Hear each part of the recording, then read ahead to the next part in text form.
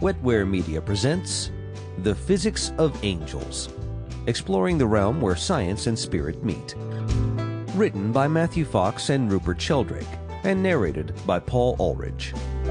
Copyright 2014 by Matthew Fox and Rupert Sheldrake. This recording is copyright 2016 by Wetware Media. For more information about Wetware Media and other great audio titles, please visit wetwaremedia.com. That's wetwaremedia.com.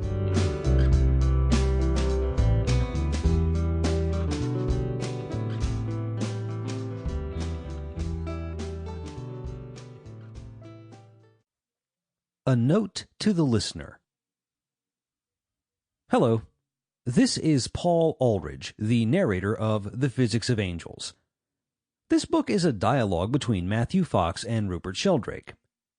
In order to help you keep track of who is speaking and maintain the spirit of dialogue in the audio version, I will use different voices for each of the authors. When I'm speaking for Matthew Fox, I will sound just as I do now. When I'm speaking for Rupert Sheldrake, I will use a British accent. We hope you find this helpful. Preface. It may seem unlikely that a scientist and a theologian would discuss angels in the 21st century. Both disciplines at the end of the modern era appear equally embarrassed by this subject. Nevertheless, although angels have been ignored by the scientific and theological establishments, recent surveys have shown that many people still believe in them. In the United States, for example, over 2/3 believe in their existence, and 1/3 state that they have personally felt an angelic presence in their lives. Half believe in the existence of devils. Angels persist. We are entering a new phase of both science and theology, and the subject of angels becomes surprisingly relevant again. Both the new cosmology and the old angelology raise significant questions about the existence and role of consciousness at levels beyond the human. When the two of us held our first discussions on this subject, we were fascinated by the parallels between Thomas Aquinas speaking of the angels in the Middle Ages and Albert Einstein speaking of photons in this century. Hence the title of this audiobook, The Physics of Angels. The grassroots revival of interest in angels is timely. Much of the present interest centers on experiences of help and assistance at times of need. It is intensely personal in nature and individualistic in spirit. Recently, we have both had the privilege to sit down with Lorna Byrne, the Irish peasant woman and grandmother still illiterate, who has now published 3 books on angels with whom she has been in contact since she was a little child. She was instructed not to tell of her encounters until given the word, and that word came after her husband died. Her books rapidly became bestsellers worldwide, having appeared in at least 26 languages at the time these words were recorded.